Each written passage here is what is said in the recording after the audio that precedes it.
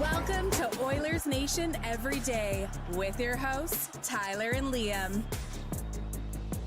If there ever comes a day where AJ Greer has no haters, it is because I am dead. Let's get into it with the lead. Same AJ Greer who had to settle outside of court on an assault charge? No. Couldn't have been Not that AJ Greer. Couldn't Guy have who been let himself out of the penalty box in the American Hockey League to beat the shit out of someone? Wait, no, he got the shit kicked out of him when he did that. Classic AJ Greer. Welcome into Oilers Nation Every Day. We are live from the Sports Closet studio. You have 6 more days to enter in their 25th anniversary contest. It's 4 tickets to a game, a $1,000 Sports Closet shopping spree, and all you need to do to enter is make a purchase of $100 or more in-store and online. Get some Xmas shopping done, and at the same time, potentially enter to win a pretty sweet prize for yourself. The show, also a presentation of Bet365. Download the app today. Use the promo code NATION, whatever the moment. It's never ordinary at Bet365. As I bring in my dear friend, Liam Horrobin. How was your weekend, Liam? Wow, what a weekend. What a weekend. We had the dog patch event. It was so much fun. That was good. And then I watched my Lions fumble fuck their way to a win. Electric. I had the Lions team total in that game, which was 31.5. Damn, I just kept live betting Gibbs yards. Oh, that was smart. Yeah, I also live bet the Lions money line at the start of the fourth quarter. What was it? Plus 175. Damn it, I was waiting the whole time for something, and it felt like every time I looked, they just scored or something stupid. So I live bet that, and then I was sweating their team total. So I was fully invested in that football game coming down the stretch with you. Jahmyr Gibbs is so damn good. I had him. Yeah, he is amazing. I had him too in some other stuff. Like, oh my God. The kid can play. So can Jameis. I can't believe you got a touchdown. A receiving touchdown. We do this every year where like Jameis signs somewhere. He's like the third string quarterback. He's not going to play. Then halfway through the year he plays and it's like, oh damn, maybe you should have played him from the start of the year because he's actually pretty good. Yeah, he's not bad. Yeah. But next week he will be terrible. Our dog patch event on the weekend, so much fun. Everyone who swung by and listen, a lot of the usual suspects were there. Lance, Mr. Burns. I really don't want to miss anybody, Electronic Jordan, but there was a whole bunch of you kind of sitting in that one corner. You know who you are. Love seeing those faces, but also a lot of new faces as well who we haven't seen at events, which I thought was really, really cool. So dog patch was rocking. The Oilers gave us plenty to cheer about and then got everyone real nervous for a little bit and then gave us plenty more to cheer about at the end of the hockey game. But a really fun, entertaining night of doing trivia, watching the Oilers. It was good. Food at Dog Patch, always sensational. I went to an Old Reliable, did the halloumi poutine. Oh, nice. I had the brie sandwich. I think it was the baker's sandwich of the night. I didn't really know what it was. She was kind of running through the ingredients for me. I was just like, sure, that'll do. And it was amazing. I got the special nachos. And? Boy, were they unbelievable. Boy, were they special. They need to be regular on that menu. Excellent evening. We then went to Greta. You two. Yeah. You two, as you do. You can do both. You're old boys. You guys went home. We went out and had some beers, had some times. Both younger than you. I know. That's what I'm laughing at. We had a good time. Greta shut out some drinks, played some games. Excellent Nation night out. Yeah, I went home and watched Castle on season 7. And? Crazy twist to start season 7. I'll tell you that much. No spoilers. Don't want to ruin it for anyone. No spoilers. Also, there's a gentleman in the chat right now, and I'm not blaming you for this. The Canucks and Flames suck is basically what his name is. Said the Oilers need a 600 win percentage to make the Stanley Cup playoffs. I feel like you can't really judge how much they need at this point because so many other teams obviously are going to start winning, losing, whatever. They're currently 2 points out of a playoff. Actually, they're tied for a playoff spot. They're out on points percentage, but 2 points out of being in the top 3 in the division. Again, the others have played 1 million games. Everyone else, 990. And the pace thing is so funny because, like, oh, you need to play it at this pace, and then you win 5 in a row, which, again, they'll do at some point this year, and they're getting back on home ice, and we'll talk about all that stuff later on. But, like, you win 5 in a row, and all of a sudden it's like, oh, you only need a 540 points percentage to make the playoffs. Like, right now they're on pace to have 85 points this season. That's not going to get you in. No. The number to make the playoffs last year was 96. The number to make the playoffs the year prior to that in 2023-24 was 98. They're going to need to play at a much better pace than they're playing right now, and I don't think anyone's going to, like, you can't argue against that. Yep. But, one, parity might be a little bit higher this year, so I think there is maybe a world where that number is a touch lower. Like, just to, once again, it's a simple math thing. If teams at the bottom of the conference are winning more games, Also, this year there might not be any 110, 120 point teams, which is a factor in it as well, obviously. But if teams at the bottom, like San Jose was at 52 points last year, Chicago was at 61. If those two teams are going to be closer and up more to the 70-point range, and, maybe Calgary will be bad, but they won't be 52 points bad. They probably won't even be 61 points bad.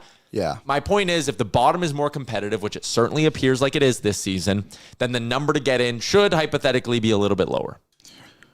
Yep. So maybe you don't need 96 this year. Maybe you need 92, and the Oilers need to play 7 points better than they are right now in order to get into the playoffs. So Devin Cooley just making everyone's wishes and Calgary's management team come true. 935 save percentage for Devin Cooley. How come every goddamn goalie, teams can find goalies like under the carpet and it's like, 920. And that guy was not very good last season. No, he was awful. He had an 8.7 in the NHL and only a 9.05 in the American League. Again, save percentage isn't my favorite stat, but 1.81 goals against for Devin Cooley this season. Yeah. All right, let's get into that hockey game. There's a lot for us to get to today. We're going to be joined by DJ Bean a little bit later on in the show. We're going to give 5 things we learned on the Oilers road trip inspired by the article that our pal Sean Panganiman wrote at Oilersnation.com. You can read that now. We'll get into the Spotify comments that we missed on Thursday and Friday and give a new question for you all to mull over and chime in on. And our friend DJ Bean, 1/3 of What Chaos, will join us on the show. We'll go a little Oilers and a little bit of everywhere, I think, with our pal DJ. And then we'll do some What's Trending. So it's a pretty loaded up show, but let's start things off with a game recap brought to you by our friends at Greta Arcade. Bar, street food, going for the game, or like our friends did on Saturday, going after the game. Aaron, what did you drink? What did you play? Well, you know me. I'm a simple man. And I was crushing beer after beer after beer. But the Greta staff takes such good care of us. We obviously get a little bit of a discount, but they pull out all the stops. Played some games, got some game cards. But Tyler, the football game, it wouldn't scan for about the first hour that I was at Greta. I was rattled. I made a complaint, and Greta quickly, swiftly went and fixed that problem for me, and then I spent about 30 straight minutes over there. Yeah, I was. I sat in the car, and Amber was driving me home, and she was like, "Do you want to go to Greta?" And I was like, well, like everyone else is going, and I kind of do, but I felt bad because she agreed to DD for me. So I was like, I know you want a glass of wine too, though. I was like, I was so torn. It was like my wife or the chance to play the football game. I went with the wife. That's a real Sophie's choice. Yeah, I went with the wife thing. Good call. Probably the responsible decision in all of that. But anyways, we were in a good mood because the Edmonton Oilers beat the Florida Panthers. Let's kick off this game with a little bit of talk about our boy Jack Roslovic, who opened the scoring 25 seconds in, back-to-back games for the Edmonton Oilers where they've scored within the first 2 minutes. Isn't that a breath of fresh air? Also, one of those goals where, like, again, whenever the Oilers goalies give up a bad goal, you can go to this clip. Good goalies give up bad goals sometimes. That's the exact goal Skinner gave up against Detroit earlier this season. No, this was way worse. Well, it's worse, yes. But, like, it's a very similar, like, shot from the sideboards, just missed on the timing. Yeah, Bobrovsky was terrible, to put it politely, I think it's fair to say. Like, how this puck goes in is beyond me, but this is kind of just a method of, let's get some pucks on net. The Oilers don't do this random shooting enough, and it doesn't work every single time, of course, but certain moments early in the game, maybe the goalie hasn't quite found his angles yet early on, and throw a puck on, see what happens. Maybe a bit of magic. Yeah, the Oilers would eventually be up, and we'll talk a lot of Roslovic later on in the show, so I don't really want to burn that whole conversation right now. But the Oilers were up 3-1 thanks to 2 from Roslovic and 1 from Mattias Ekholm. And how about the game that Mattias Ekholm and Evan Bouchard put forth? Back together, playing on a pair, although they did use Nurse and Bouch a little bit as well. I'm pulling up their on-ice reports right now. Evan Bouchard, there he is. Bouch played 13:46 with Mattias Ekholm in that hockey game. So again, they moved away from the Nurse Bouchard experiment that they did for a little bit on the road trip. But in 13 minutes and 46 seconds of 5-on-5 ice time, the Oilers outshot the Panthers 11-7 with those 2 on the ice. The goals were 2-0, and the expected goals percentage was 51%.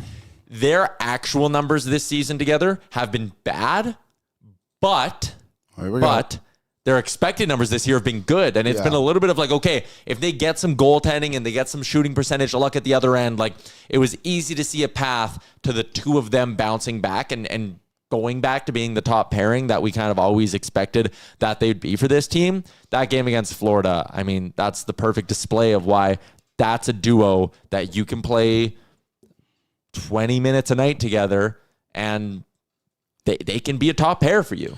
Especially on a night when Jake Wallman doesn't play too. You're already short a man, and we obviously know what Brett Kulak's been playing like for most of the season too. So needed those two to show up, and like you said, it did seem inevitable that it was going to turn around for the two of them because their expected numbers were so good. Eventually, that was going to rise. For people who are curious, Evan Bouchard is now the 5th highest scoring defenseman in the NHL with 20 points on the season in 24 games. Hughes, Werenski, Morrissey, and Cale McCarr above him. He's also the 3rd highest Canadian scoring defenseman. Is it an Olympic year? It may be. We'll maybe do this with DJ, and I know DJ, obviously an American, but like we'll talk, maybe ask him about the Bouchard case for being on the Olympics, because I do think it's I think it's a pretty interesting one, and people will bitch about certain aspects of it, but like as much as you maybe don't want a guy on the team who could turn over a puck and cost you a goal, there's also a very real chance that Team Canada gets into a point in the Olympics where they are down 2-1 to Team USA, and you know what? I might want Evan Bouchard on the ice with Connor McDavid if I'm down 2-1 in a winner-take-all game. He's also shown that he elevates at the right time. So Evan Bouchard now on the season has been on the ice for more 5-on-5 goals for than he has for 5-on-5 goals against. There have been 175 defensemen in the NHL who have played at least 200 minutes this season. Evan Bouchard ranks 74th in goals for percentage. He is one of only 90 defensemen who've been on the ice for at least the same amount of goals for compared to goals against. His numbers are all turning in the right direction. And again, are the ugly moments ugly? Yes. I'm not going to try and convince you all that you're not seeing something that you're very obviously seeing. Like, it is ugly when it's ugly. But the bottom line with Bouchard is that for every ugly play he makes, there are 5 or 6 other plays that he will make in a game, and maybe you don't notice them. Maybe part of this fan base is numb to them. Yeah. He makes 5 or 6 plays in a game that very, very few other defensemen can make in the NHL. And to me, that will always outweigh the negatives that you get with Evan Bouchard. I see a comment in here from B. Congdon who said Pods needs to shoot the puck more. His shot is sweet. And yeah, Aaron and I on the postgame show kind of made this point, but when Vasily Podkolzin comes in wide and then from the goal line zips one, where on Sergei Bobrovsky? Right ear. Right ear. The first player to beat Sergei Bobrovsky by scoring on the right ear this year. But he does stuff like this. We're like, Pods, shoot the goddamn puck more, bro. Remember last year, his first goal of the season against the Rangers, when he hadn't scored for like a month, he just stepped into the zone and fired a wrist shot. Then he did it again like 3 games later against Pittsburgh. Then I swear we didn't see him do it again for like 2 months. And he does stuff like this. And it's like, man, you have this in your bag and you just don't use it. Yeah, he's been playing a lot better offensively this year. There's no doubt about that. But yeah, it's shots like this. That's why you were the 10th overall pick. Because you can rip the puck like that. And the Oilers have definitely found a player in Podkolzin, even if he isn't scoring every other night or however often we want it to. But if he is able to kind of elevate his offensive game and become more of a threat like this, and again, like, I think the Oilers' top 6 is good, even without him scoring. Imagine what it would be if he was scoring at a consistent rate. Yeah, I'm with you, although he is up to 4 goals already on the season for the Edmonton Oilers. So if you were one of those people, kind of like you and I think on our Oilers Nation radio predictions episode, I had him at 21 goals this year. I don't remember what you were. I was like 15. 15. He's got 4 through 24 games. So if you want to be a little nice to Podkolzin in terms of the pace, he's on pace for 16 goals this year. And again, no power play time, right? Like all of his goals come at even strength. Yeah, and that makes a big difference. Yep. It's the same thing with Frederic from a few years ago. All those goals are at 5-5, and that's what you need those guys. Yeah, especially, I mean, a little bit different from that, but like Pods is playing those big minutes with Leon Draisaitl, right? So you need him to be somewhat productive. The Florida Panthers would come back and make this a 4-3 game. The first one was the one-timer from Samoskevich. I mean, I didn't love that goal. It's on a power play, though, so I mean, I don't know. It is a one-timer from out high that Skinner actually reads and moves over pretty well on. Maybe you'd like a save there. The next one, the Reinhart one, also on a power play. So penalty trouble kind of biting the Oilers in the ass on Saturday night. But it's Sam Reinhart whacking a puck out of midair off a rebound. I'm not that pressed about it. Again, he could have had the Samoskevich one. Whatever. It's a one-timer from a dangerous area. It goes in. But I give Stuart Skinner full credit for in the third period. Like, the Florida Panthers had 20 shots in the second period and another 10 in the third period. You know what? The fact that they only scored twice, that's fine by me with Stu. He gets a thumbs up for that game. Yeah, I thought he played pretty well, and especially in the third, like you said, the Panthers pushed pretty hard, had the better of the opportunities, and he stood tall. The Oilers got back-to-back games of good goaltending from Skinner and Pickard, 9-21. Again, you can't complain about that. They had 38 shots in total. He was better than the other starter that night. He's the one who didn't get pulled, so I'm fine with it. How can you be upset? There was people who were just digging for stuff on our new Instagram account, which you can follow, Oilersnation every day. Please go follow our new Instagram account. Maybe we'll do some giveaway when we get to 1,000 followers on it. That would be a good idea. And just like digging for nothing. It's just like, just give Guy credit when he has a bad game, because we all like to pile on when he has a bad one. And we know it's going to happen. The bad games are going to happen. But on this road trip, if we go through it, he was good against Philly. Then who did they play after that? He was good against Carolina. Yep. Bad against Washington. And then rebounded good against Florida. Did I miss a game in there? It was 7 games. Philly. And Pickett had 2. Philly, Carolina. Oh, Buffalo. He did play against Buffalo. He was wasn't not good. Okay, so you had Philly was good. Carolina was good. Buffalo, Florida Washington was bad. good. Yeah. Okay. Three of the 5 were could have been worse. We're good. And they got a good goaltending performance from Pickard. So was that 4 or 5 of the games? I'm losing count. They got decent goaltending. And that last game against Florida too, it's a really good example of the conversation we've had a few times where it's like the idea of going out and playing a full 60, it doesn't exist. It's a little bit of a fairy tale. There are very few times in a season where you are going to go and dominate any team that you play, never mind a team like the Florida Panthers, but any team that you play for a full 60 minutes. The Edmonton Oilers played a pretty good game in the sense of they started early, they got timely scoring. That's great. They bent. Did they break? Maybe a little bit, but when the time came in the third period to kind of batten down the hatches, and they did that. They get 2 empty netters, by the way, from McDavid and Savoy. Matt Savoy up to 3 goals on the year. Connor McDavid now up to 10. Mattias Ekholm also assisted both of them. So Mattias Ekholm turns his 1-goal performance into a tiny little 3-point night thanks to a couple of empty netters, which is always good. Another reason why plus minus, I like using the 5-on-5 numbers a little bit more because it's like, all of a sudden Mattias Ekholm's whatever. Anyways, I think he did finish +5 in terms of true plus minus, but good game from the Oilers. Again, you're on the last stop of a 7-game road trip where you're gassed. Any means necessary kind of win. And that's not to discount how they played. I think they largely played fine as well. And as that road trip went on, there were some encouraging signs with this team, even if some of the expected numbers and things of that nature weren't good. To be on the final stop of a 7-game road trip, to be in a building that's a bit of a house of horrors for you, to be playing a team as good as the Florida Panthers, they won. And now they come out of this road trip, Liam, at 3-3-1. That's fine. You survived it. If you would have been 2-4-1, I would have been like, shit, what a disaster. 3-3-1, you now get through the tough part of your schedule this season.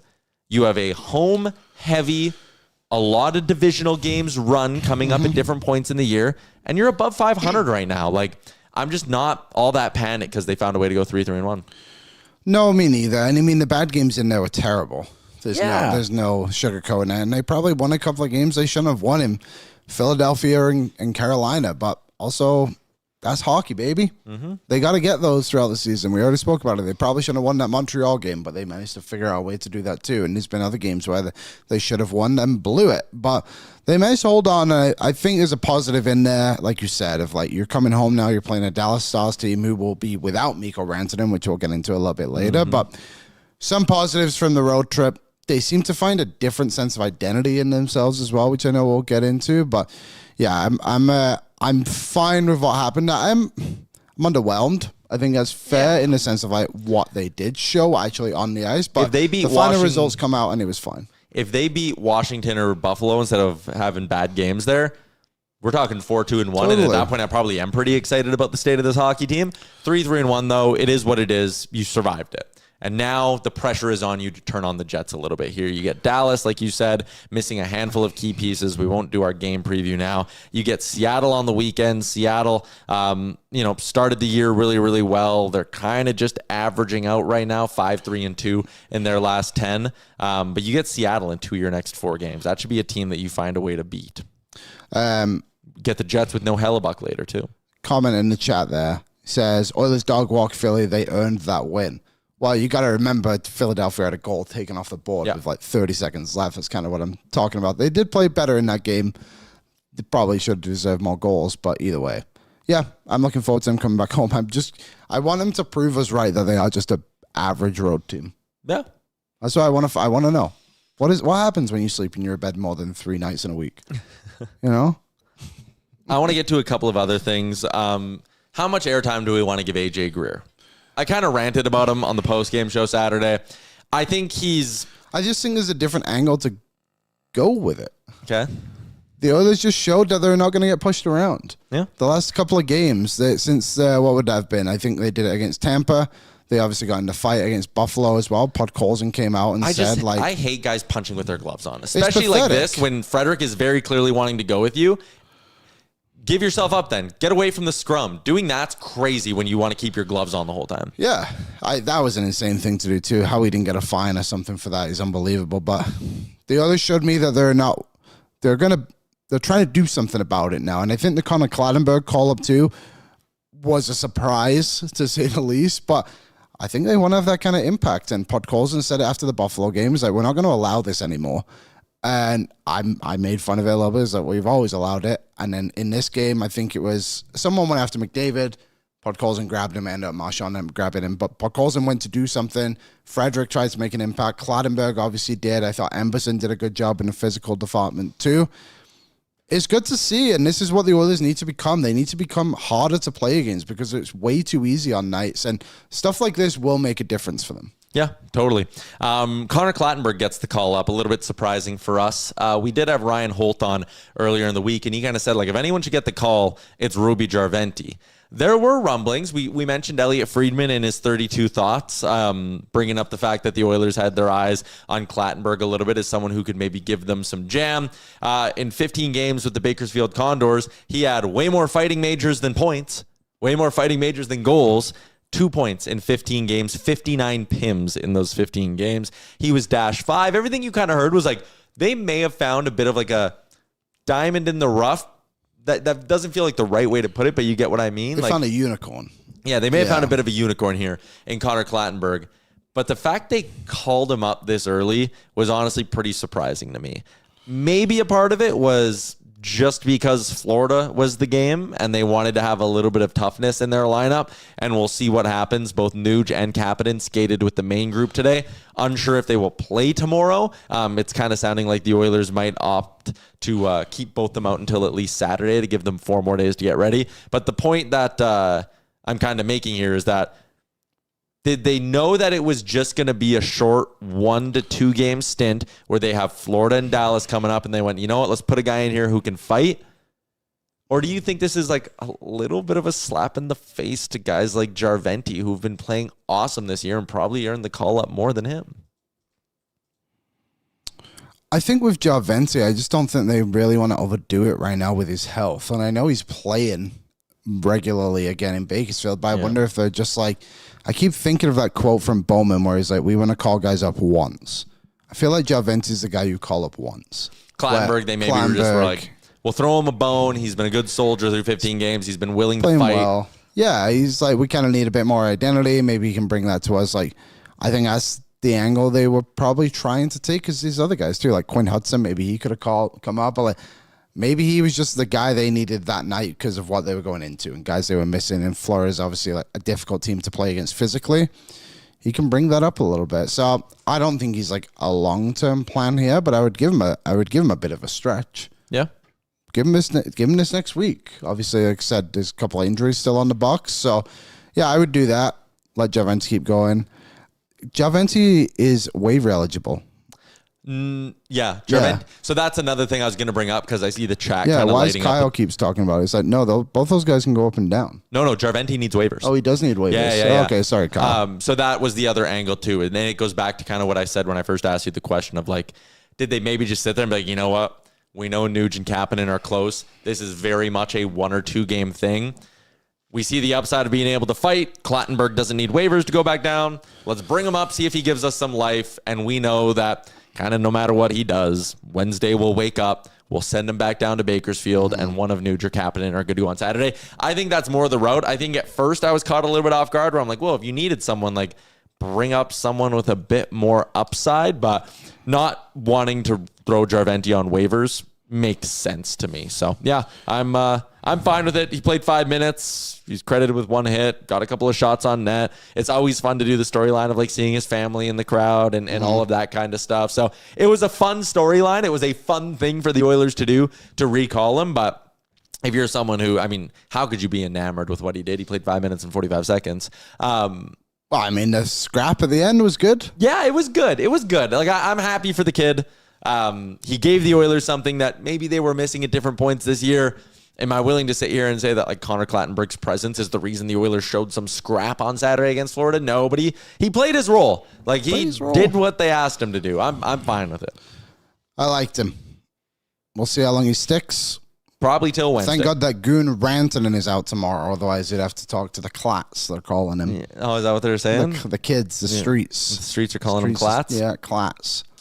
Good game by Skinner. We gave him a thumbs up. Clattenburg was a big part. AJ Greer was a big part. We're going to get to DJ in a little bit. Then we'll do our 5 things, I think, after we have DJ on the show. But again, it's that game on Saturday, Liam, that's a little bit of a swing game. Like, if they lose that game, we're sacrificing Alex Plant this morning. Yeah, we had a plan to get rid of Alex. Alex Plant lives another day.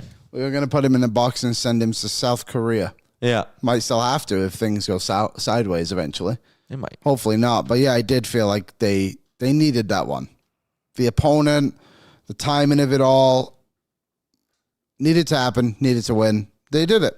And they got solid performances from basically, did anyone really have like a bad game? Like some guys were subpar, like Alec Regula was subpar. Other guys subpar, but it's just, I don't think anyone was bad. You know who I found interesting was Ty Emberson. I love him. I like him too, man. Like I can't believe they were like, we're gonna trade him to keep Troy Stetcher. It made no sense. You know he played more minutes than Darnell Nurse in that game? Really? Yeah. He played 19-18. Nurse played 18-33. Why? Well, I mean, you can look at the fact Kulak also played more than Nurse. Nurse and Regula weren't. Because Regula's not an NHL defenseman. Oh, you're there now with Regula. But you can't, if you're going to get frustrated with people doing the Emberson thing, you can't bail on Regula. I'm not bailing on him. Okay. I'm just saying, like, they're playing him as a second pairing defenseman.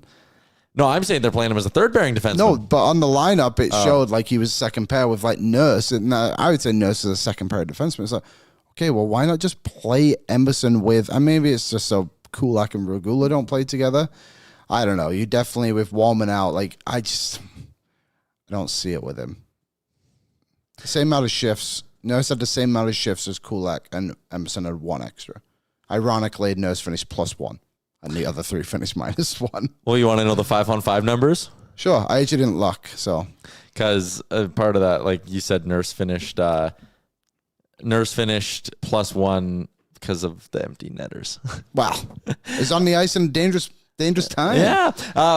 With Nurse and Regula on the ice, they played 14-49 together at 5-on-5.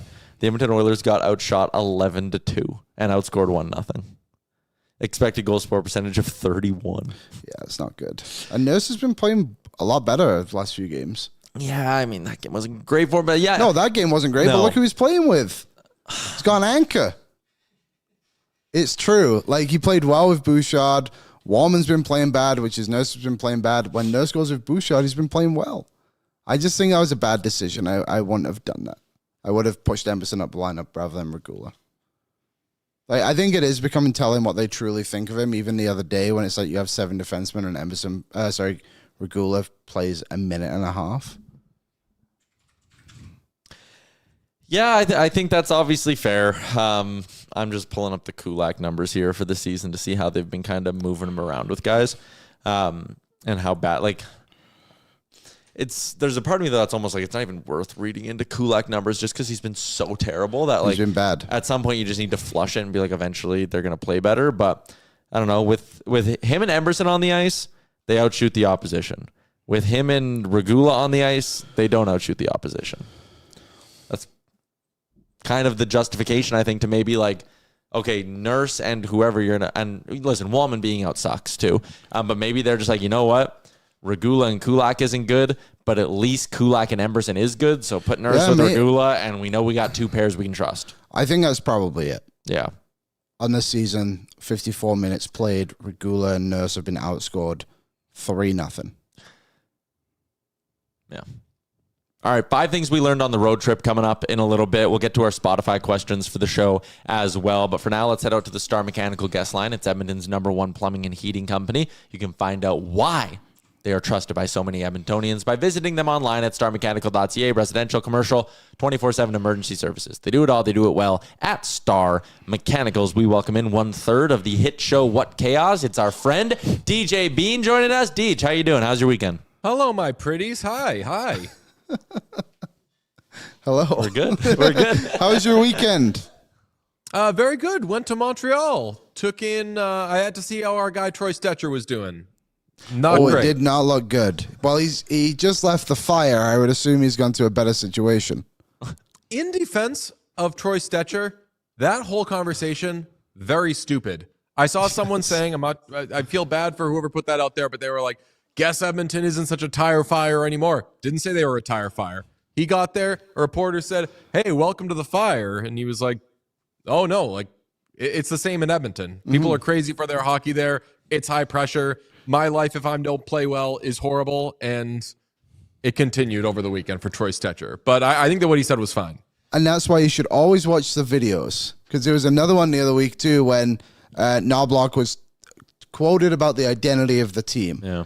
And what it was quoted as like the identity of the team is Draisaitl and McDavid and the defenseman. He's like, that's not what he said. He said, when people think of the Oilers, they think of McDavid and Draisaitl as their identity. I want them to also think of our 6 defensemen, which basically means we want to play good defense. You know what I mean? Like, reading comprehension is hard for some people. Listening comprehension is hard for people. The number of times Pete and I have gotten excited to do something on the show or be like, did you hear that so-and-so apparently said this? And then we'll watch the video and we'll be like, all right, we won't hit it. It was like, you totally understand what they were saying. Yeah. This is just the internet choosing to be stupid. That win on Saturday night for the Oilers, we called it a little bit of like a swing game in the regular season, where if they would have came home from that road trip going 2-4-1 on it, and if they would have gotten smoked by the Florida Panthers, there would have been some interesting conversations happening today. But they win. They finish 500 on a really tough road trip, and now they can turn their attention to a part of the schedule where it's a lot of home games. It's some easier matchups and things of that nature. So where are you at with this Oilers team? And I know that's a pretty general, vague question, but so far this season, there's been some panic. There's been some good moments, but there's a lot of people who are still questioning whether this team can get to the level they've been at in years past. Obviously, they're not where you want them to be, but when you're struggling, you do want to see improvement. And I can almost promise you that from when the Oilers went up 4-1 in that game on Saturday night, a week ago or 2 weeks ago, they would have lost that game, possibly in regulation. They're going to play a Dallas team tomorrow against whom they kind of did that, you know, like when during that stretch where they would have leads in these games. Typically, they were 2-goal leads that they would end up kind of pissing away like they did, certainly at the end of the Blues game, then at the end of the Dallas game. It's weird when you kind of barely escape with a win. I know that it ends up being lopsided because of what ends up happening with the empty net, but it's weird when you escape a game that you're like, you know what? They didn't lose it. Usually that's kind of a loser's lament, but if you're looking at progress, I can tell you I think they would have lost that game a couple of weeks ago. I completely agree. They're a bit of a roller coaster, but these past couple, it seems like there's a bit more organized, I think it's fair to say. And again, sometimes doing enough to win is a good thing, especially in the situation. Yeah, and I'll also say that it's also easy to say that they do this every year and they start slow and they end up figuring it out.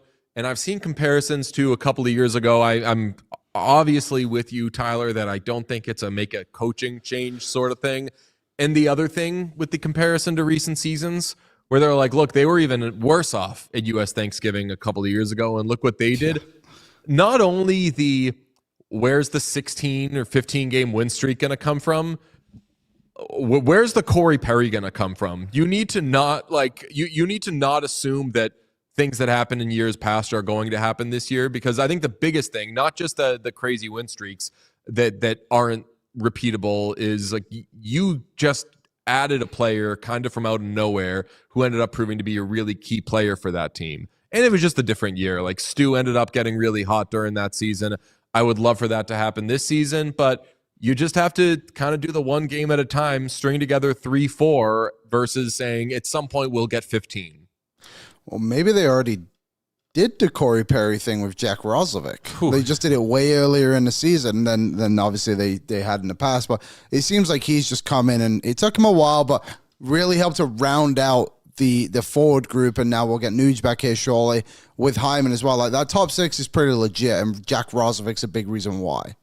Yeah, and I thought that you kind of hinted at it. Like I thought that a week and a half into his time with the Oilers, I thought he was an absolute ghost. I want to say I liked his first game.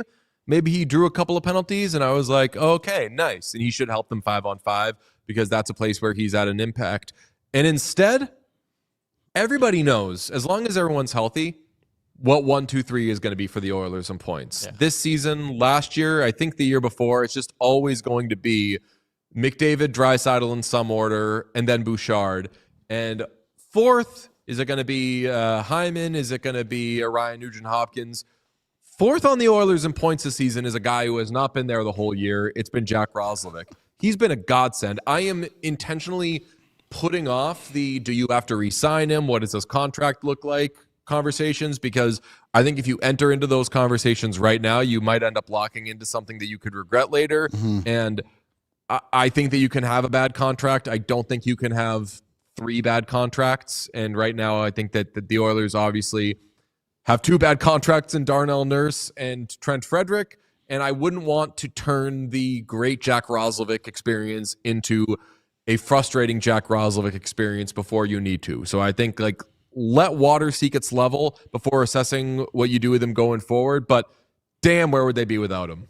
We are 3.5% through that through that Trent Frederic contract already. The fact I've done that math is wildly upsetting, I will add. But Roslovic, you were right, DJ. He went the first 7 games of his Oilers tenure without finding the back of the net. Since then, in 15 games, he has 9 goals, 7 of them coming at even strength. He has just as many even strength goals this year as Connor McDavid, and more even strength goals than Leon Draisaitl.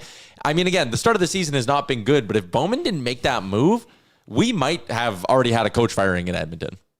Yeah, and the Shayna Goldman was talking about it when she was saying the same thing happens every year with the Oilers. There are all these kind of storylines that we end up repeating, and one of them was they signed some wingers, but oh no, it turns out they all suck, which I thought was really funny because obviously that has happened in Edmonton. And the guy that maybe he was their first choice over Mangiapane, and that it was just he was waiting for his contract, but the guy that just kind of falls into their lap in the end ends up being the player that by the time everything gets figured out and hopefully Nugent-Hopkins ends up being healthy and Hyman ends up being what Hyman was in the playoffs last year, and Wallman, and the wheels start to turn, you're like, damn, if this guy's having the impact that Victor Arvidsson wasn't having last year, or that, shout out my guy Jeff Skinner, wasn't consistently having last year, even though he was pretty good in the playoffs, this is an area in which a team that we've expected to get a little worse year over year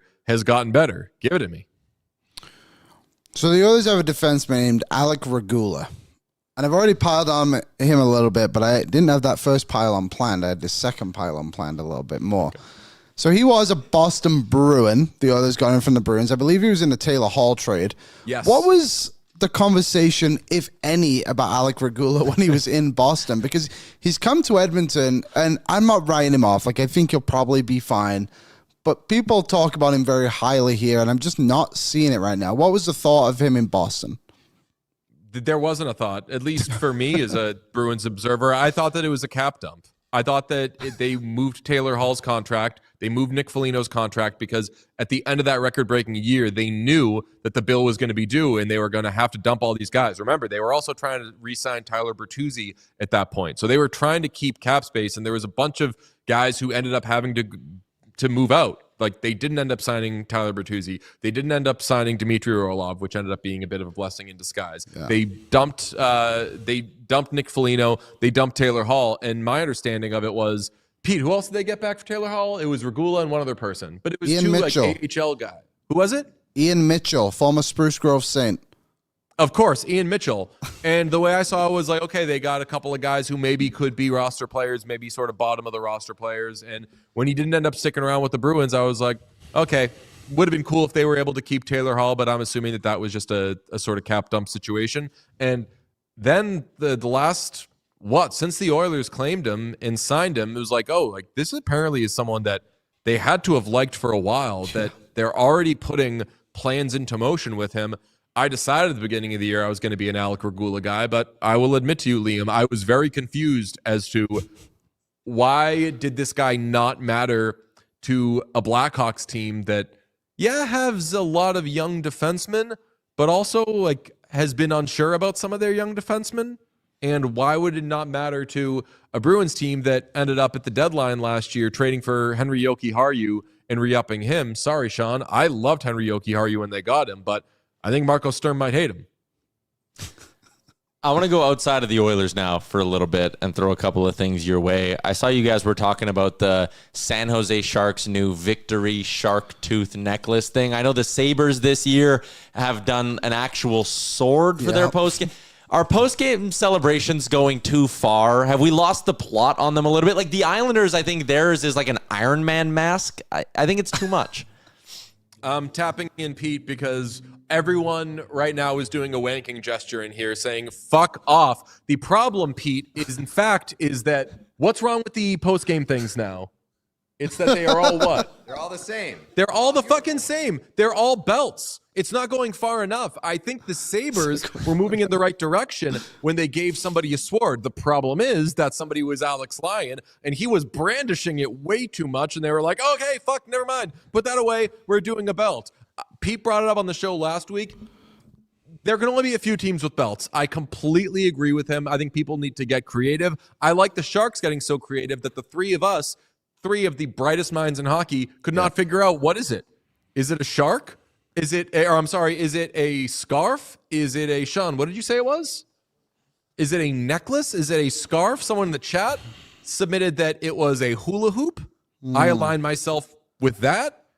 I think it's a hula hoop. I think that we need more things like this. If you're going to have something, don't make it a belt. Don't make it a jacket. Make it something outrageous. Or do like with the Oilers. Like the Oilers give someone a hammer. They're like, here you go. Take this hammer. I like that. Give someone a weapon, but just trust that you're not giving it to the wrong person. That's where the Sabres went wrong. I think my point then maybe is I do like the creativity, but some of them are like such a reach. Like last year, the Oilers had like the dumbass painter's hat and then the plunger. And I was like, and I think that's trying too hard. Like the hammer makes a bit more sense to me. It ties into Oilers a little bit, right? It's like an oil rig wrench. Yeah. That works. Like the Islanders, and maybe I'm missing a story here, but the Islanders just having like an Iron Man mask that you would get at like Walmart, that to me, that's like dumb. That doesn't tie into anything. Yeah, the Iron Man one confuses me, mainly because when we first talked about it, I'm kind of rusty or just stupid when it comes to superhero stuff. I was not positive what that mask was, but I definitely am not positive what the tie-in could be to the New York Islanders. But I do like them thinking of stuff.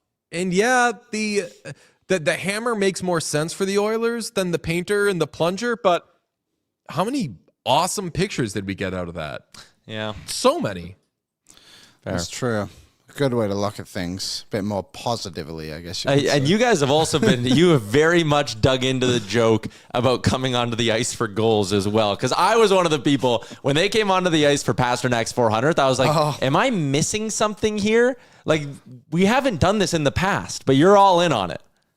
Oh, yeah. Well, it just fascinates me, the behavior of whether the bench empties for certain milestones. And I think the general one on which Pete, Sean, and I can all agree is if it's a multiple of 500 for something, empty the bench. Even though 500 points, I'm not crazy about. Too little. But 400, but another part of it is if it seems like it's going to be that player's last milestone, then you can empty the bench. For example, it was very weird that David Pastrnak got a bench emptying. One that he didn't ask for, by the way. He thought it was weird, and he thought that the Bruins might end up getting penalized.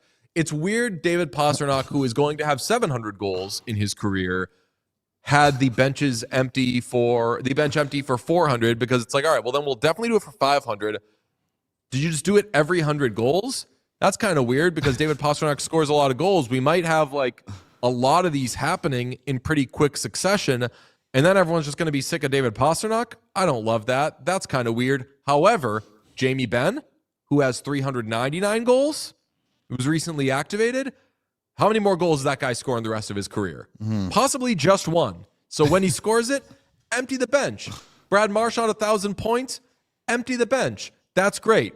But certain guys, I think if you know there's going to be a lot more, like we played the clip of Leon Draisaitl scoring his 400th goal this season, and Jack's call of it was, and David Tomasic has picked up his first NHL point.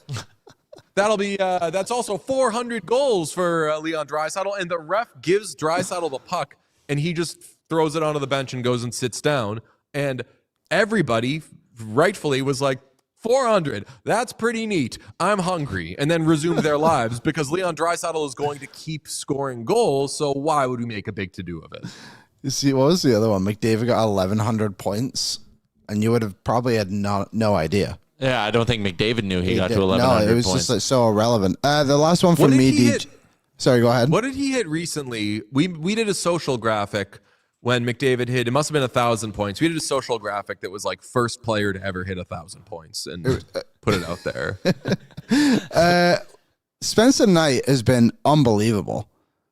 He surely has to be on the American Olympic team, right? I feel like America has so many great goalies. Meanwhile, Canada is debating if Jordan Binnington should be on the team. Might take Scott Wedgwood, but Spencer Knight has to go to Milan, right? Ooh, I mean, we're a Spencer Knight show. We're a Seth Jones show. We're a Seth Jones trade show. I would love. Oh, that's a what nuts no. There's that jersey, that white Knight jersey, soft spot in our hearts for that. I would love him on that roster, but it's an embarrassment of riches for the United States. Maybe we can borrow one. Do they do loans at the Olympics? I don't think that you need. Who do you think's starting for you boys? It has to be Thompson. Does it have to be Logan Thompson? Has to be. Binnington's literally the worst in the crack. They shouldn't do that. That would just be dumb. Like, they can't make bad decisions because a guy was good in the Four Nations. But they right will. now he's playing terribly. It has to be Logan Thompson. Right? Yes. But also, I want Binnington to get the first crack. I want him to be part of this. I like the chaos of Jordan Binnington being your goalie. Like, they think if he doesn't make those 2 saves in overtime against Team USA, how grossly different are the conversations we're having about the 2 nations heading into the Olympics right now, right? Like, Team USA has a lot of hard decisions to make because they're sitting there going, well, we lost to Canada. And Canada feels, it's the whole ego-driven hockey Canada again because they got bailed out by Jordan Binnington in the gold medal game. The biggest thing for me is I wanted the United States to win because one of the most fun things in hockey, or I guess for our show purposes, is when a team overreacts to losing something in which the other team was a little more physical than them. So people would come away from Four Nations. If the United States won, people would have been like, USA, they came ready to fight. They came big. They came strong. How's Canada going to react? And then we had this idea in our heads of like, Canada would then load up on just like the biggest, strongest guys for an IIHF event in which there's no fighting. And then the United States would just be like, cool, we're going oops, all small skilled guys. And the USA would have killed them there. It would have been hilarious because that's something that hockey decision makers do. Time and again, the other team pushed us around, we'll show them. And you just totally lose the plot. I'm pissed it won't happen. That would have been awesome. DJ, appreciate your time. Thank you for popping on as always. We'll talk again soon. Love you boys. Anytime. There you go. See you, DJ. DJ Bean of What Chaos. Subscribe to their show on YouTube Monday through Thursday. Watch it live. Find it as a podcast as well. Yep. Very excited that they are now a part of the Nation Network. Pete, DJ, Sean. Okay, let's keep cruising along with the show today, Liam. We're going to do 5 things we learned on the road trip. And we worked together. We put our brains together on this one. I found some interesting numbers. I was hoping to uncover a narrative, and I actually uncovered the opposite of it. And I'll get to that in point number 5. But point number 1, Jack Roslovic is really, really damn good. He is what Jeff Skinner was supposed to be, and he absolutely changes the complexion of this forward group. I 100% agree. On all fronts. He's arguably, in a weird way, been their most valuable player. In the sense of, like, if he wasn't playing as well as he is, nobody else would be stepping up to help McDavid and Draisaitl. Right? Yeah. Like, they would have really be suffering if they didn't have him. What's he at 17 points, I think, on the season. He showed up for them on many occasions. It would have been crazy to think, too, like, if that shot just goes in overtime against Tampa Bay. You know what I mean? He's got another one. He's got another overtime winner, and, like, it didn't go in, and it was a great save. But he was right there to make the opportunity happen. So, yeah, what an addition he's been for the Oilers. Whilst we always pick out the negatives, it's a lot easier to do that. He's been a fantastic story. And, I mean, again, like maybe someone can correct me in the chat, but maybe the best signing of the summer based off value. Oh, my God, it's not even close. Like, he's $1.5 million. And I do wonder, I'm not doing the extension thing with Roslovic. Like, I'm serious. I'm not doing it yet either. I think it has to come later. Yeah. I honestly probably just won't even do it till after the playoffs, just because this is a guy with a history of disappearing a little bit when the moment gets big. And I do think you need to raise an eyebrow at a guy who produces as well as he does, who's on his 4th team in 3 years and 5th team of his NHL career already. I think that's like an important note in his history. But there's a chance, going back to 4th team in 3 years, maybe Jack Roslovic looks at Edmonton and is like, I have a home here. Like, I actually fit in here. Yeah. I get to play with Connor and Leon. I get a chance to win and go on deep playoff runs. Like, maybe the part of Roslovic who, listen, if you would have talked to this guy in September, you would have been talking to a guy who was probably pretty pissed off that he lost out on $12 million over the summer. He turned down money. He fumbled the negotiations. You know, his agent messed up. Maybe if you go to him and go, listen, Jack, you have a home here. We're going to give you a chance to recoup some of that money you lost. 4x5. $20 million in your jeans. How's it sound? Have a chance to win here. And also, he's 28. So that would be his 29 through 33-year-old season. You give him a chance to, again, play here well for a number of years and probably get another 2 or 3 year deal on the tail end of it at potentially more money when the cap goes up. Like, I do wonder if there's a chance that a long-term partnership here between these two sides makes even more sense and comes in at a lower dollar value than we'd expect. But Roslovic just keeps producing. So last season on Carolina, Roslovic in 81 games, obviously Edmonton's a lot smaller of a sample size, averaged 13 minutes and 13:49 time on ice.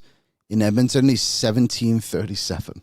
Damn. It's true. Like, maybe he just looks at this like, I'm being used correctly. There's nobody really coming up to like take that exact spot. You know what I mean? Oilers have been desperate for right wingers for years. I don't know. It'd be tough for me to see him walk, but I'm with you. I wouldn't be doing it now by any means. I think closer to the trade deadline is when you start to talk about that stuff at least. Yeah. Get serious about it. Next up, number 2. This one, Matt Savoy can play with the big dogs. For things we learned from the 7-game road trip, like, that is a guy going on the road, playing some tough teams, some very stingy defensive teams. Yeah. You can talk about Philly. Like, the narrative coming into that game was Philly doesn't give up anything. Carolina, very good defensively. Washington, very good defensively. Tampa Bay, strong veteran team. Florida, strong veteran team. And like, no matter where they played Matt Savoy, whether it was up with Connor, whether it was away, I thought Matt Savoy had himself a very, very good road trip. And if there were any doubters in Matt Savoy coming into this 7-game trip, they should all be gone by now, because this guy proved no matter how you want to use him, he makes an impact on the game. Completely agree. I am a Matt Savoy truther. Yep. And he is an awesome player. So then let me throw you this. I was looking at some of the numbers for Jack Roslovic. The Oilers had a little bit of a run there where they played around with him as a centerman, right? He is a good 5-on-5 hockey player.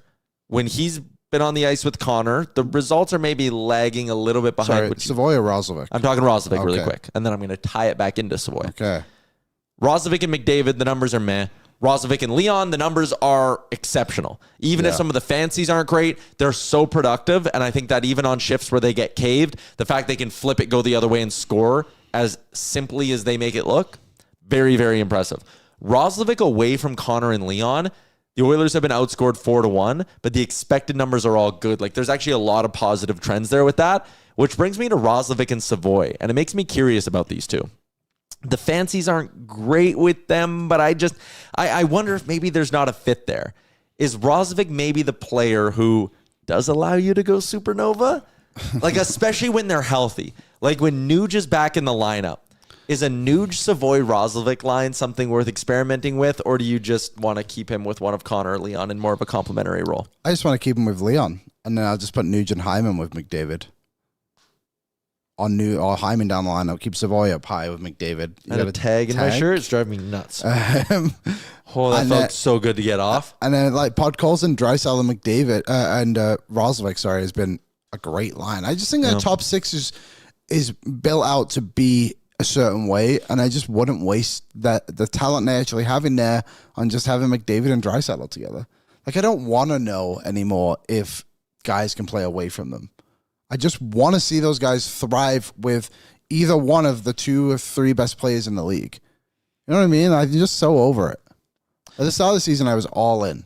Now I am pretty close to out. But also, too, I will say on top of that, I also understand why Knoblauch goes to it so often. Because sometimes guys just aren't going, and you have that weapon, and you go for it. But I do want to see it more trusted in certain ways, too. So you have Connor and Leon down the middle in your top 6 then. Yep.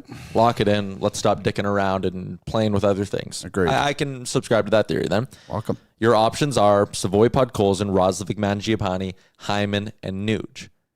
2 guys are pieces you need to move down to the bottom 6, play in a third line role, whether it's with Henrique or with Frederic, whatever. I mean, the Oilers on paper are starting to look like the very deep team that we thought they'd be. Yes. But they're going to have to make a tough decision. But so who are you who do you want? Give me your ideal lineup. Let's say Nuge officially, by the way, listed as game time decision for tomorrow.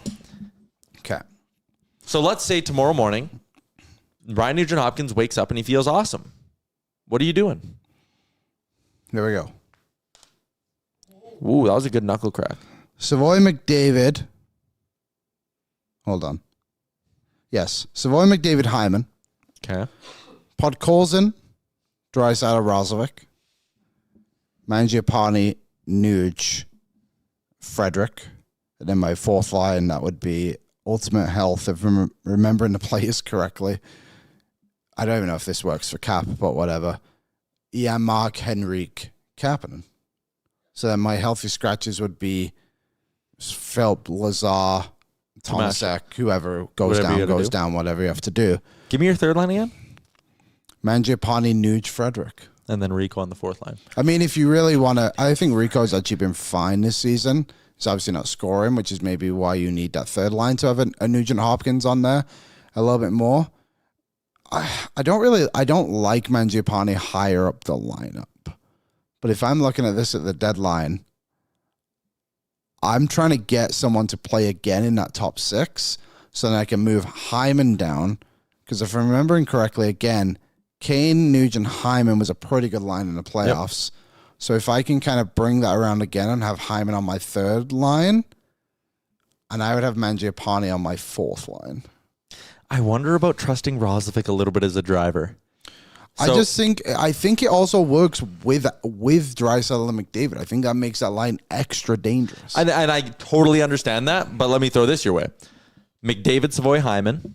Okay, that's a good line. It's a great line. Like, you got a guy who can complement the skill in Savoy. You have a finisher in Zach Hyman who's going to work hard and get in on the forecheck, all that.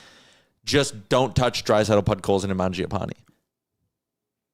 I don't think Mangiapane is playing well enough. That's my man. He's such a wild card. Whereas when he's way more effective without them. Yeah, like I get that, but then it opens up a third line that could potentially have Roslovic and Nuge playing together, and that's very tempting to me because, again, I think Roslovic can score away from those guys. So, like, I guess the arguments we're kind of making here is, like, do you want a truly dominant top 6, or do you want a top 9 where you've built 3 scoring lines? Top 9. That's how Florida won. So then you'd go with my theory then of moving Roslovic away. I would go get another forward. That would be my theory, is find another player.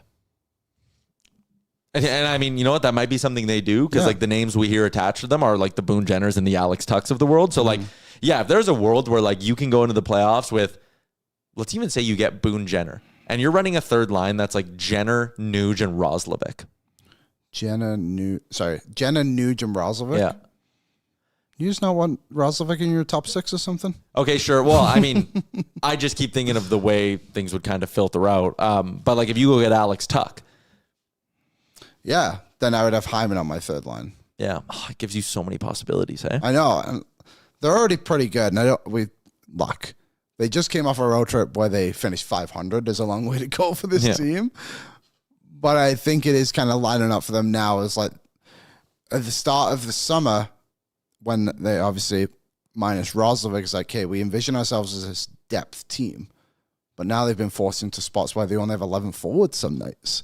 So I'm curious to see how this continues. I think Kapanen's been a bit more of a missed player than we've wanted to give credit for. He's not super useful all the time, but he does bring a lot of speed. He's physical, can score. He's a good bottom 6 player for them. Someone you can spot start in your top 6 with skill if you really, really need to. Hopefully we don't get to that point. I feel like you're pondering something. I'm going back to what you said about Mangiapane without Connor and Leon. Is it right? Am I wrong? It's bad. Without him? They're getting out with Mangiapane on the ice and Connor and Leon away on the bench. They're getting outscored 10-2 this year. I feel like when he's playing, though, he's not even playing to his game. You know what I mean? He's been a weird player. He's a weird player, at the start of the season, man. It was like, oh, this is actually quite exciting because he scored that first night without McDavid and Draisaitl. Aaron had the stat earlier in the season where he played 3 or 4 games with McDavid and just didn't register a shot. Left McDavid, got a goal. It's just like, it's so difficult to go and play with those guys, and I just don't think he has the identity in his game. I think he might just be a banger and crasher who can chip in some goals, which maybe isn't ideal for a guy that makes. But then if you're going to play him down there, you need him to lean into it a little bit. Agreed. Yeah. Agreed. And that's just kind of the frustrating part is, he feels like a guy who's stuck in the middle right now of like, what do they want from me? Right? Like when he's up with Connor and Leon, like he's supposed to be a skill guy. He's supposed to be a shooter, but he doesn't really shoot the puck all that much. And then you put him in the bottom 6 and he tries to carry it. And it's like, I don't know. He's been a very, very awkward and quite frankly disappointing fit for me so far. And that's, you know, and maybe that's like even an unfair thing for me to say. And maybe I'm just picking up too many things on him. He is on pace for 14 to 16 goals, which is good. Kind of what he's supposed to be, I guess. Yeah. I just want to, if he's not scoring goals, he needs to do something else. Yeah. He needs to be a physical presence like he has kind of been throughout his career. I remember Mangiapane on Calgary was a pain in the ass to play against. Yeah. My next one, I'm kind of flipping it a little bit, though. Okay. Because I've decided in my head, it's not Nurse and Bouchard, and it's not Ekholm and Bouchard. It's just Evan Bouchard. Yeah. It's just him. Hold up. So you're telling me that whoever you play with Evan Bouchard has better numbers than when you don't play them with Evan Bouchard. Yeah. So the Venn diagram here, like if you did Nurse good, Nurse bad, Ekholm good, Ekholm bad, the Ekholm good comes when you play him with Bouchard. And the Nurse good comes when you play him with Bouchard. And the Nurse bad comes when you play him with anyone but Bouchard. And the Ekholm bad comes when you play him with anyone but Evan Bouchard. What is the... Whoa. What did we just... Hold up. Is Evan Bouchard a number 1 defenseman? He might be pretty good player. Wait. When did Brett Kulak play his best hockey as an Oiler? Let me check. With Evan Bouchard. In the playoffs last year. As a number one pairing. That is crazy stuff. Huh. We have discussed. Someone get Mark Stewart on the phone. Where's Doug Armstrong? Tell him about this guy.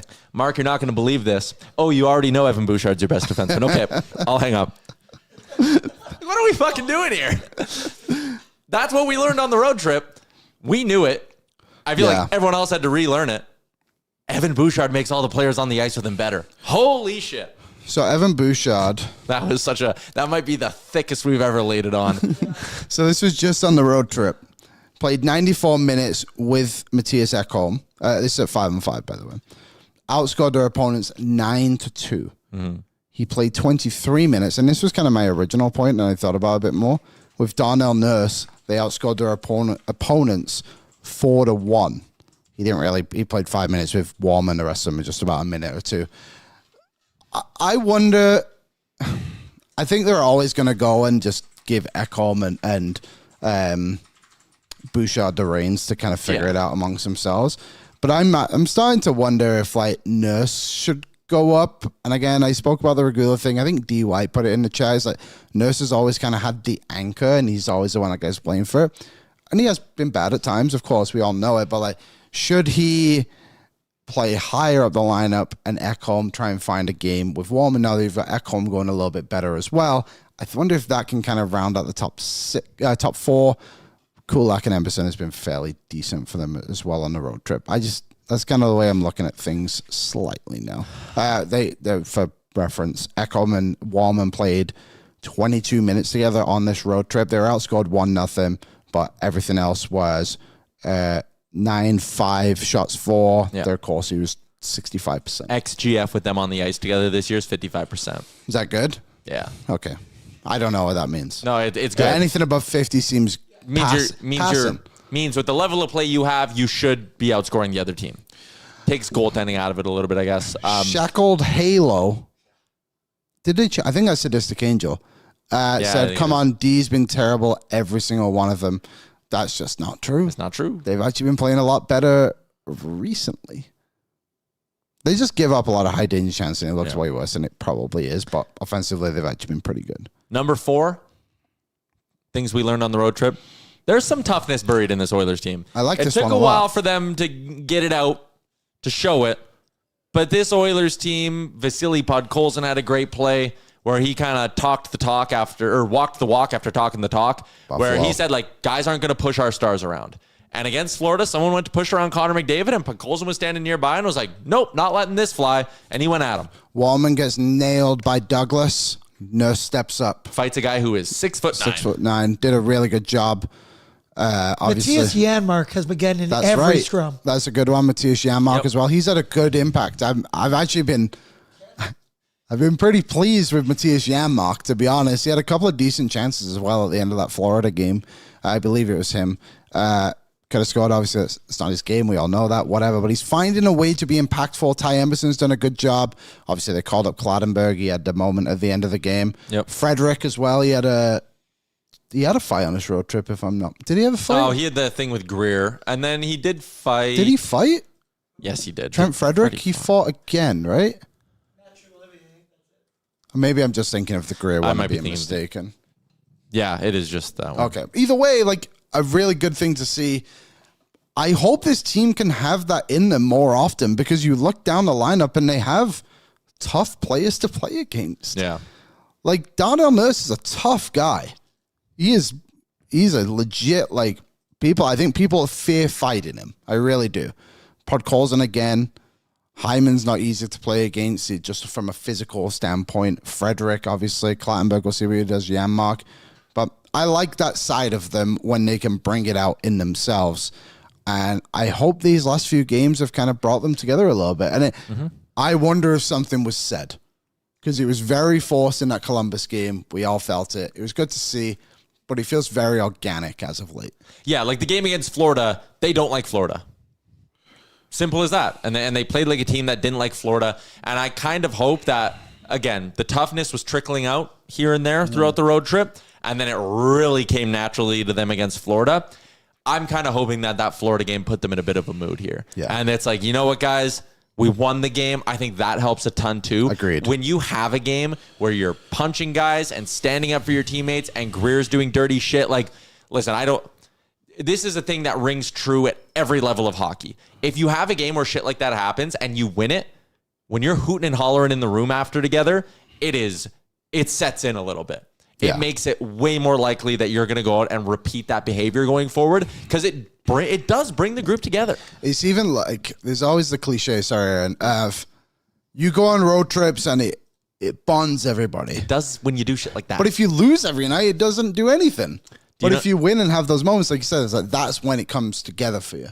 Do you not think they had way more fun sitting on the plane ride home, crushing a bunch of beers, playing cards, being like, fucking rights, boys. We fought and we won. You walk the walk, you talk the talk. Yep. There was one that was against Washington. I just want to point it out because it matters more from your leaders. Tom Wilson goes at Matt Savoy after the whistle, and 97 is the one who comes in. Totally. It's not going to tolerate some of that, and we don't want Connor getting touched, but he is a grown-ass man, and it means more when the guy wearing a C or Darnell Nurse comes in to defend Jake Wollman. It means more from them, and those are the guys who have been doing it lately. That's a good one. I totally forgot about that because he didn't even get blown up. I think it looked worse than it actually was, but it was a big hit. Yep. There's no doubt about it. Even Bouchard, big hit on Nikita Kucherov in that Tampa Bay game too. Yeah, like, just threw him to the ground. Yeah, like I couldn't tell you another time Bouchard had a hit on somebody. To be honest, it's not his game. Well, that obviously. big of a hit, that impactful. Yes, like an open ice guy. Like you'll give a guy a stick on the sideboards or whatever. But okay, 5th point we got. We have 6. I mean, no. That's my stat a different there. one. That's my honorable mention. So are the Oilers a bad road team? Yes. I think they're an average road team. Over the last 3 years, you know where they rank in road points percentage? 14th. There you go. Their points percentage on the road the last 3 years, 536. Their points percentage on this road trip, 500. Perfect. They were like a touch worse than they usually are on the road. But if you want the number one reason to believe in this Edmonton Oilers team, over the last 3 years, you know where they rank in home points percentage? 5th. 694. What did we say they needed to do to make the playoffs? 600 win percentage. 600. Yeah. If they can be 500 on the road and 694 at home this season, I'm no mathematician, but that's like a 590 something. They'll make the playoffs. They will. And actually, no, it'll be higher than that because they have way more home games than road games. Yeah. So I'm not going to do the math because, quite frankly, I don't know how, but more home games where you dominate, fewer road games the rest of the year. If you are a 694 home team and a 500 road team the rest of the year, you're making the playoffs. So they've played 16 road games, right? Mm-hmm. So they've played almost half their road games already this season. Half their road games at 25% of the season. Yeah.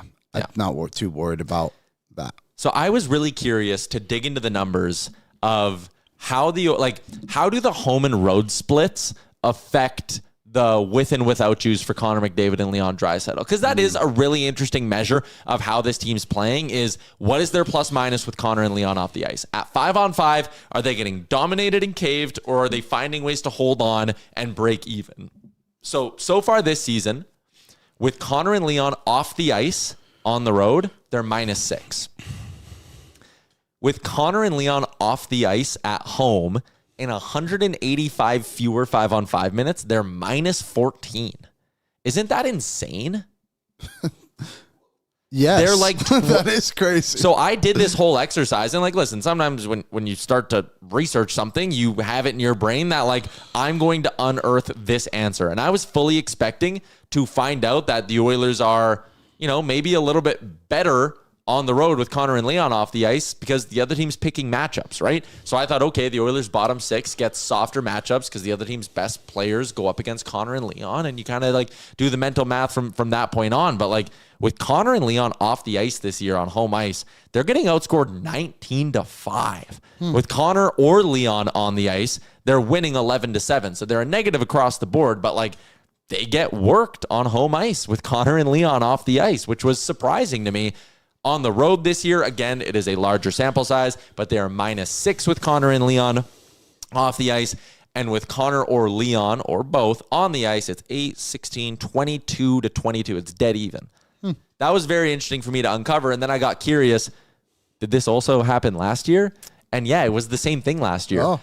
with Connor and Leon off the ice, they're a better road team than a home team. So I kind of just looked at it and was like, I wasn't even sure if it was worth bringing up on the show because I don't know how to read into those numbers, but the numbers are interesting nonetheless.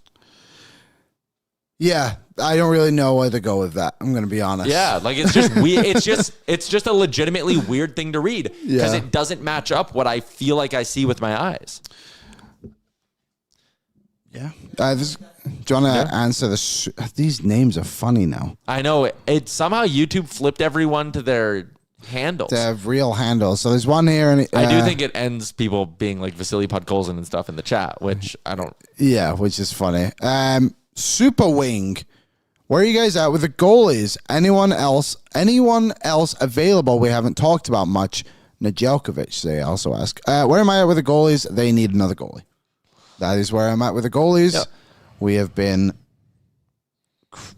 maybe too far on the Skinner thing on sometimes, but I think he's. But I don't think look, he's had to play 17 games already this season. Yeah, it's too he's much. Not that kind of goalie. I think it needs to be another guy there you could split this up with. Like Pickard got 2 games on this road trip because they couldn't trust him. I joked at least it might be his last game against Tampa Bay, and he pulled it out of the bag and lived to fight another day. They need to find another goalie. I don't know if Nedeljkovic is the answer. To be honest, I don't know if he's turned it around since his kind of weird start to the season too, but I don't know. I really don't know what the answer is, to be honest. I just know it's probably a good idea they go out and find someone else to play with Stuart Skinner. Connor Ingram allowed 3 goals on 24 shots in his last game on Friday. His save percentage went up. Yeah. I mean, yeah, he needs 75. Not great, but it did, you're right, boost up his numbers a little bit. I just think because Calvin Pickard had that one good game, you're obviously playing Stu tomorrow. You're obviously playing Stu on Saturday against Seattle because there's no reason not to. He would be coming off 3 days off. And I don't think they're like fully itching to give Calvin Pickard another start that quickly. I think they kind of know what we all know. But then the next week, you have Mini Tuesday, Seattle Thursday, Winnipeg Saturday. I think Skinner's getting each of the next 3. I think so too. He's getting that mini game on December 2nd. I'm just laughing at Tyler's comments in the chat. He said, Liam, we are not a save percentage podcast. I agree. Only 3 goals against is a good stat. Yep. Which sounds high, but like he gave his team a chance to win. It was a 3-2 This Oilers game. team has a chance to win if their goalie gives up 3 every game. Yeah, totally.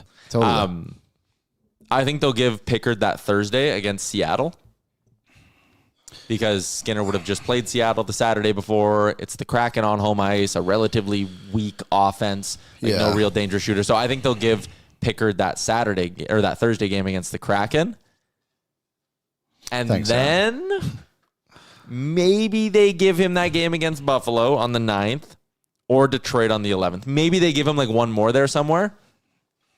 But what I think this has done and what I think Pickard's performance against Tampa has done is, unless he gives up 6 against the Kraken, I think it's bought them to the end of this homestand now to keep giving Ingram time to get reps in, because I really think that's all they're doing right now is they're just trying to kill clock until they feel like Ingram's 100% ready to go. Maybe there's a world where they bring if Pickard starts go bad, maybe there's a world where they bring Ingram on the road trip. Mm-hmm. And they view that as like a pressure-free-ish way to like bring him along and like get him acclimated to the team. There is another part of me, and I know people will roll their eyes at this.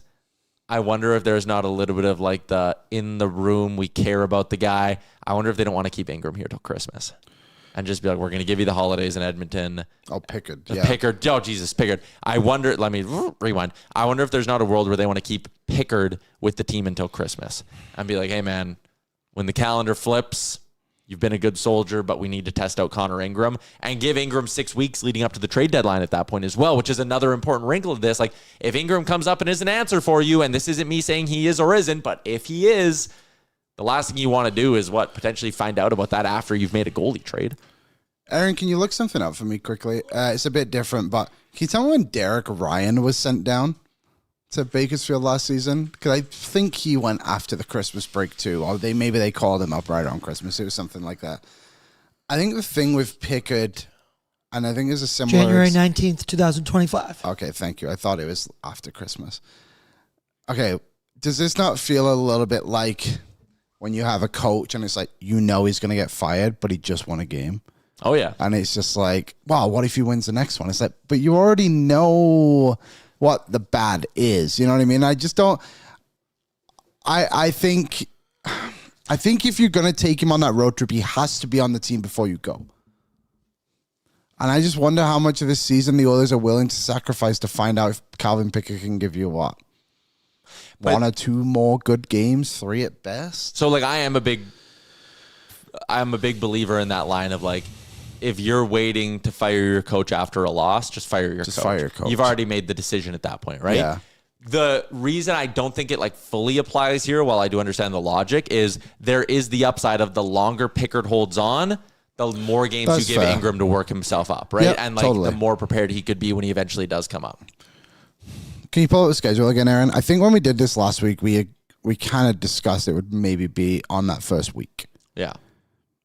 I don't know. I think, what do they got? 7 home games in a row? Yeah. Or no, they play once in Seattle on the road, but it's Okay. 6 of their next 7 are at home. I think if you're not calling him up before that road trip, you don't do it. And then you would just go to Christmas, like you said.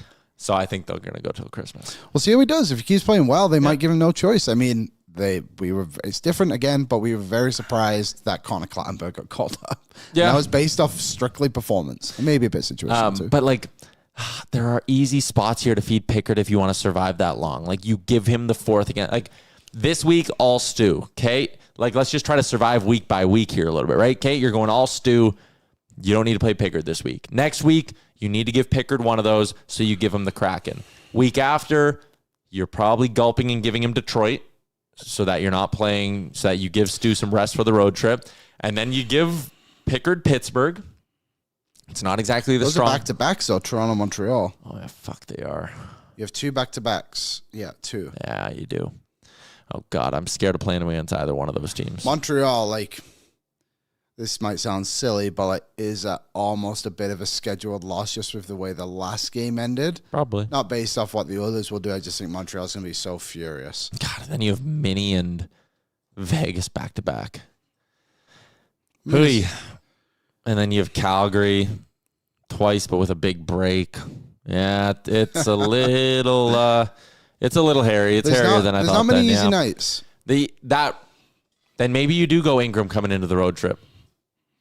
If that game on the 4th against Seattle goes really poorly for Pickard, Ingram. Naeem says, Jesus, take the wheel. Yeah, maybe. Well, that's the thing. So let's walk through this a little They bit fucking further. almost beat Tampa with Pickard. Why are we doubting them? That's just true. So I'm assuming Bakersfield play that Friday, December 5th, December 6th. Yeah. One of those two. He gets one of those starts. Just call him up on a Sunday or Monday and tell Pickard, you're not coming on the road trip. Yeah, maybe. You don't have to go to Bakersfield right away because we have a million goalies in the organization. Yeah. You can sit at home for a week if you want. Or maybe your knee hurts. Calvin or something. Pickard's going to take a few weeks to contemplate his future, I bet you is what we'll hear. Yeah. And I do think Pickard is probably more of the guy who's like, he'll just go and play because he's a team player. I don't think Maybe we shouldn't be doing this after he just played so well against Tampa. I mean, he played great against Vancouver and then fell apart the rest of the season. Yeah, you're right. I just want to look at this as like an honest perspective. I think Skinner's playing well enough to give you wins most of the time, but I think they're playing him too much. I just got to the point he can't be a guy who's playing 17 of the first 24 games of the season. Yeah.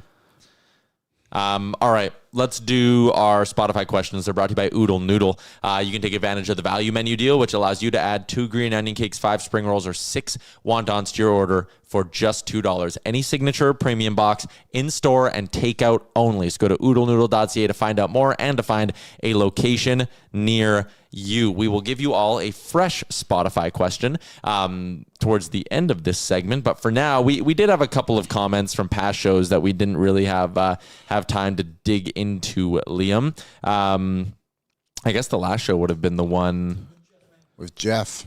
with Jeff. That's where we had I comments. can't remember what we even asked. Yeah. Mitch said 2 minutes away from me thinking Tyler had inside information, was going to nail his bet of a 30-save shutout from Pickard. Yeah, that was heartbreaking. I know Picks had a great game last night, but one game shouldn't change the reason he needs to be replaced. Wow, that's a really timely comment. That's crazy, yeah. We as Oilers fans will never forget what he's done for us in the playoffs, but he's playing for his NHL career last night, and it was very evident. Go get a legit 1B, 1A to push Skinner. Yeah, I mean, listen, that's still my take, But I just think that inside that organization, they're sitting there and they're also hoping Calvin Pickard keeps playing for his life a little bit here and keeps giving you those kinds of efforts. Uncle Jim, good example, or great point about new acquisitions struggling. Another good example, Campbell, who should have been a serviceable backup at worst, but after signing in Edmonton, became an unplayable disaster. Bobby Nix was right. There's something in the water. It was crazy how many people just took that and was like, what about Zach Hyman? It's like, that's not what he said. It's not what I was talking about. It's not what he said. People in the comments, because that post is still somehow going viral. I know. People are in the comments, what about Roslovic? You literally said in the video, like, God, just swipe over and look. And it's like, how can Frederic play with a 40-year-old JVR and Mangiapane do this with Ehlers? And then he comes here and he's like, oh, how do I play hockey? Yeah. Dumb. Come on, people. We're smarter than this as a society. Yeah. All right. So our Spotify question, you can comment on today's episode and we'll get to them tomorrow. What was your biggest takeaway from the road trip? That's what we'll ask people. Okay. Mine was, I know we went in on the Bouchard one, but it was the flip of the team playing together in team toughness. But also, too, I guess playing together in general. I think that Washington game wasn't as bad as it was seemed. Couldn't get a save. Tampa, it turned out, couldn't get a goal. Got the saves. But then Florida, you kind of get a bit of both. And you're tough. You're a tough team now, apparently. All right. We also got a life advice email last week that we never had time to get to. Whoa. I know. It's a big one. It's a lengthy one, too, right? Oh, boy. Let me sit up. All right. Okay, I'm ready.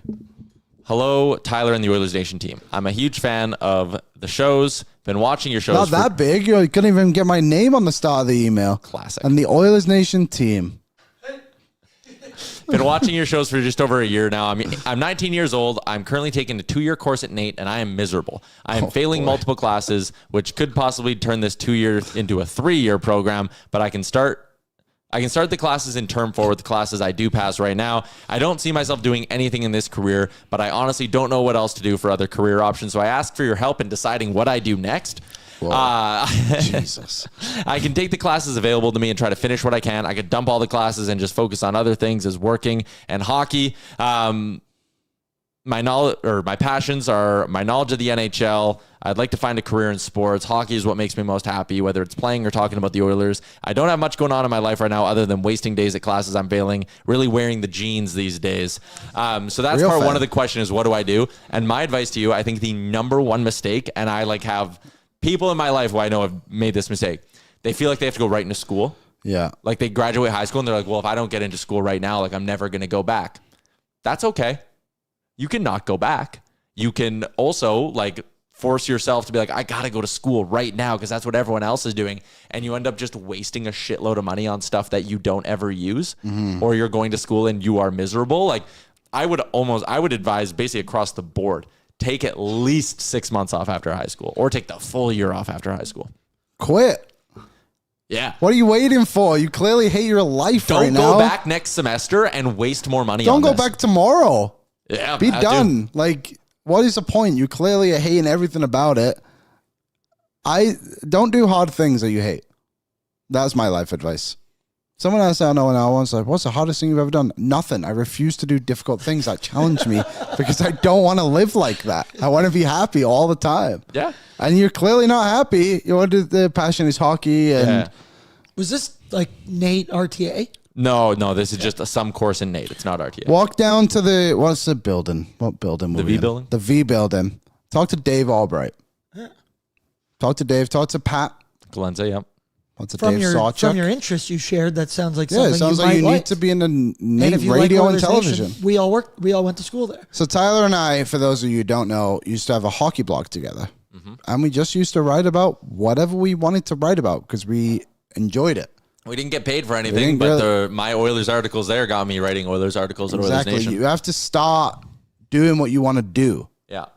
Right for the NAIT Nugget. Go to the NAIT Nugget. See if, exactly. Maybe you can do something for the Ooks. Also, too, there was a bunch of people at our school who would do stuff for McEwen. If I'm not mistaken, they would go to McEwen and get paid to do some stuff there with the sports teams. There's plenty to do. I'm sure there's even maybe there's some hockey blogs out there you can just contact. And actually, it's a funny story. Remember, we had a gentleman that worked with us called Adam Gerard. And he just messaged you one day, right? And was like, hey, can I write for your hockey website? Yeah, now sure. he is the head scout of the Stuart Park Crusaders and still my friend. Also, you want to know 2 other people that worked for us on btihockey.com? I like to say we started their careers. Yep, I take full credit for everything. Tony Bra and Brendan Escott. Yep. They were 2 semesters below us. Yeah. At Nate. And then we all worked together. It was awesome. Email the U of A, email the Riverhawks. There's all kinds of sports around Edmonton. You can just dip your toes in. But You like can do the this. trade-off here is like, again, when we were in our, we'll call it early 20s, Liam, and we were doing this shit, we had friends who were working like trades jobs. Yeah. Like, they made way more money than us. Way more. Like eons more money than still us. do. Like you got to grind through. You got to grind through the shit. Like it took Yeah. us a long time to get to a point where like this could be like a comfortable full-time job. Totally. But like if you're going to be miserable going to school and you don't want to do that career, stop going. Just don't. Do shit you like. You don't get paid to go to school. In fact, it costs you money. So go do some shit that you do like. Try to work with the Stingers and Riverhawks and just get your foot in the door somewhere. And if you're good, eventually they'll keep you on. That's kind of the way the sports industry works. Or even if you're not good, just keep working until you're good. Keep Don't you saying have that yes, one- keep trying things. DM me. I'll hook you up with Yeah, the I'll Riverhawks. help you out. If you have more questions, you can email And us or whatever. if you aren't willing to work hard, you won't succeed anywhere. Like, I mean, don't Yeah. also, that's the other part of this. If you're going to work in sports, you have to work on the weekends. Yep. Yeah. Like there are some downsides to, doing But this whole also, your summers are pretty light. thing. Unless you're in baseball. Don't unless you're recommend baseball. Then your winters are pretty light. Well, depends where you live. Yeah, I guess. There you go. Yeah. So we It's kind of also answered. easy for me to just be like, quit. Maybe just stay till the end of the semester, like you said. That's probably better advice. But Yeah. think Grind about it out to things- the end of the semester. If you still hate it, don't go back. Save your money. Yeah. And go get a normal job somewhere and then work on your passion shit on the side. Also, and too, there you go. if you actually did want to show your interest in sports, you can have a show on NR92 and not be in the Nate and television program, the radio and program. You can go there and They have like recording equipment. and yeah, stuff, you can do some stuff down there. You I did the Bro Down. That was my radio show. Bro down. Just wanted to test it out. Original. Worst. Oh boy. I almost got goaded into reading that. You can tell these guys haven't had their hopes and dreams crushed yet. The whole take a year off school is said by every miserable construction guy. Hopes and dreams crushed. Yeah, I mean, I worked for 3 years as a volunteer. yeah. Wasted my entire weekends at the Shore Park Arena. Sure, I've never had my life and dreams crushed, but I also worked very hard to get through all of them. I don't think he was necessarily chirping us out either. no. Sorry, Tyler, I'm John. on the opposite side. I did go to like Nate right out of high school, and I regretted it. I wish that I had taken 6 months to 12 months off to Yeah. really see if I was just in such a rush to get into Nate, like in high school. Yeah. Because that's what I was told I had to do. Turns out, you can do whatever the hell you want. Yep. Bonkers. Career life coaches every day, live on Oilers Nation. Hey, I like to think we can offer some amount of advice. Someone asked, how does someone become a scout? Believe it or not, I volunteered. And then If you want to work in sports, you have to deal with not making money for a while. First draft class, you ask? Connor Bedard's WHL draft class. It's pretty good. You said he was going to be player good from watch. the jump. I did. I always knew it. Yep. When he was playing 3 age groups higher than everyone else. All right. Quickly, we got to wrap up for our friends at Bet365. Download the app today. Use the promo code NATION. Whatever the moment, it's never ordinary at Bet365. The Jags would have given us a push. The Bears gave us a win, but your Lions let us down, Liam. We took them minus 13. Yeah, they were terrible because they have become tunnel visioned. They throw screen passes to Gibbs, refuse to run Montgomery. St. Brown is Gone the only away wide what's made them receiver. successful. Wasn't the Jags minus 2.5? Yeah, didn't they win by 2.5? By 3? Oh, they did. Okay. So, anyways, we lost the parlay by 1. We're still up on the year, though. We'll take another stab at it next week. Tomorrow, game day edition of the show. We got some loaded guests, actually, I think, coming up. I think we might have 3 people joining us on the show tomorrow. Tomorrow? I'll tell you about it after the show. Jay. Is Jay one of the guests? Yeah, Jay's one of them. So then 2 others. All right. That is a wrap on today's edition of Oilers Nation Every Day. Hope you all had fun with us. We will see you right back here tomorrow, noon Mountain. Oil up. What's up, Nation citizens? If you enjoyed today's episode of Oilers Nation Every Day, make sure you hit the subscribe button here on our YouTube to not miss any of our content. We got you covered from interviews, insight, analysis, everything you need to stay up to date on everything around the team. Hit that subscribe button so you don't miss a video.